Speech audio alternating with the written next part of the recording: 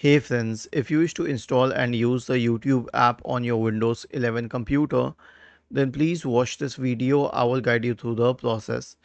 So go to your browser and I'll tell you which browser, Microsoft Edge, not any other browser. Why? Because it has a feature. So you can open youtube.com and hit enter. This will open YouTube. Now click on these three dots at the top right corner.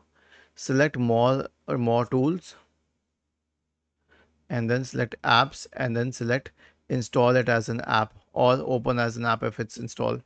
So it will open YouTube as an app. Now what does it mean? Let's say you search for YouTube